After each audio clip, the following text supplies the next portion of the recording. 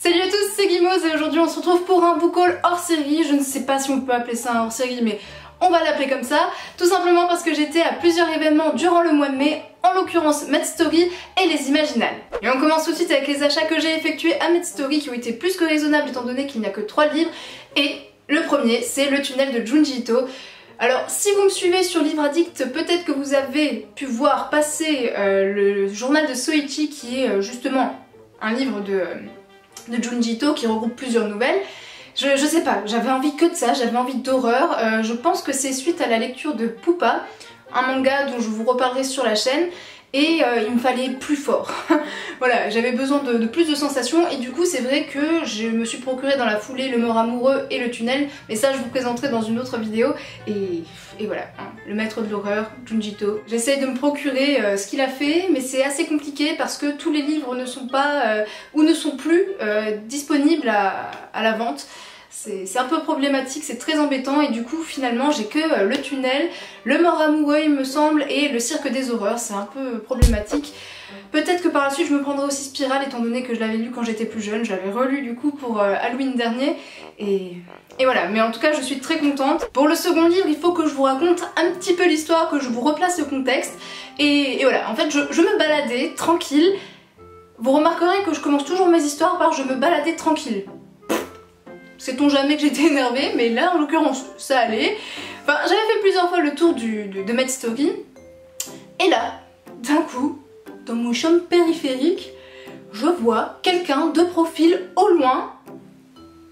Et je me dis, c'est Florent Maudou. Voilà, comme ça a tilté dans ma tête. Mais j'étais pas très sûre, donc j'ai commencé à faire des petits mouvements, vous voyez, de suricate pour pouvoir essayer de voir si c'était vraiment Florent Maudou. J'ai réussi à m'approcher et là j'ai vu sur un petit papier écrit Florent Maudou. Donc j'en ai déduit que c'était lui. Donc j'étais complètement hystérique. Non, j'étais pas hystérique, mais dans ma tête je l'étais, j'étais folle. Et je me suis dit, c'est super, je n'ai pas pris de livre à faire dédicacer, c'est chouette. Mais ce qui était plutôt cool, c'est que juste en face il y avait Momi Manga et du coup j'ai acheté le tome 5 de Freak Squill. Voilà, donc c'est vrai, je vais pas vous le cacher, j'aurais préféré me faire dédicacer les funérailles que j'ai déjà en ma possession étant donné que je suis complètement fan. Mais voilà, c'était ça ou rien du tout et je pouvais pas passer à côté d'une occasion comme ça. Voilà. Donc là de toute façon je vous mettrai une petite vidéo pour vous montrer la dédicace et pour vous montrer aussi un petit peu le style de dessin qu'utilise Florent Maudou qui sont hyper cinématographiques, qui sont absolument merveilleux. Et le troisième livre que je vous présente c'est le tome 2 de Néogicia, Héritage de Fabien Fournier. Alors c'est précisément pour cette raison que je me suis déplacée à Med Story, c'était pour pouvoir rencontrer l'équipe de Noob parce que depuis le temps, ça fait au moins 6-7 ans que je les suis sur internet, hein, si vous ne me connaissez pas c'est ceux qui ont fait Noob, la série Noob, la web série, dans lequel on est plongé avec des personnages de MMORPG dans un univers de fantasy, magique et tout. Et voilà, depuis le temps que je les suivais, je les avais jamais rencontrés en vrai et c'était vraiment super parce qu'ils étaient hyper accessibles, hyper sympas, enfin c'était top. J'ai juste oublié de demander de faire une photo avec eux parce que c'était la fin de journée, j'étais fatiguée donc voilà. Mais c'est pas grave, l'essentiel c'est l'instant passé. Et voilà, vous m'avez peut-être déjà entendu parler de Néogicia ou de Noob dans une précédente vidéo, dans un point lecture, il me semble en automne, il me semble que c'était dans ces eaux-là. Je vous parlais en fait du tome 1 de la BD Néogicia et voilà, donc ça en fait c'est le tome 2 du roman. Voilà. Il se trouve que le tome 1 de Néogicia je l'avais lu bien avant d'avoir ouvert la chaîne donc je vous en avais pas parlé mais voilà, pour sûr le jour où j'aurai lu ce tome 2 je vous ferai un petit check-up des 2 premiers tomes. Et maintenant on passe enfin aux achats que j'ai réalisés durant les Imaginales. Je pense que c'est ceux que vous attendez avec le plus d'impatience étant donné tout l'engouement qu'il y a eu autour de ce salon que j'ai adoré, que j'ai déjà hâte de retrouver l'année prochaine. Et le premier livre que je vais vous présenter c'est tout simplement celui que Cécilia de la chaîne Action Jurassic Books m'a donné. Voilà, comme ça, et je suis hyper heureuse parce que c'est Le Songe d'Adam de Sébastien Péguin, Péguy, je ne sais pas. Mais en tout cas c'est un livre que j'avais envie depuis très longtemps parce que c'est il me semble de l'horreur mêlée à du fantastique et forcément il me faisait extrêmement envie. En plus la couverture est juste magnifique, il y a une sorte de cerf un peu terrifiant à côté d'un arbre mystérieux. Voilà, et voilà, alors apparemment ça se passe en Allemagne dans la forêt noire de nos jours. Je vais vous lire vite fait le résumé pour que vous sachiez un peu de quoi ça parle. Hugo et sa fille Morgane viennent de s'installer dans la ville de Gothenburg pour quelques mois. Il écrit sa thèse, elle est une inventive adolescente. Mais dès leur arrivée, des événements étranges se multiplient. Disparition dans la région, les manuscrits du poète Novalis volés dans les archives de la ville, et Morgane qui commence à avoir des hallucinations. Hugo va être confronté à des légendes ancestrales et devoir faire face à ce que l'esprit humain ne peut concevoir. Ça pète. Voilà, c'est tout ce que j'ai envie de dire. En plus, ce qui est assez énorme dans ce livre, c'est qu'il y a une dédicace au nom de Cecilia. Et voilà, du coup je l'aurai toujours avec moi et c'est... Je pense que je me séparerai jamais de ce livre. Voilà. Le deuxième livre que je me suis procuré, c'est le premier tome du Puits des Mémoires, La Traque de Gabriel Katz. Je vous l'avais présenté dans ma palle pour les Imaginales et étant donné que je ne l'avais pas encore lu ni acheté, je me suis dit que c'était un peu l'occasion et qui plus est pour avoir une superbe dédicace de l'auteur.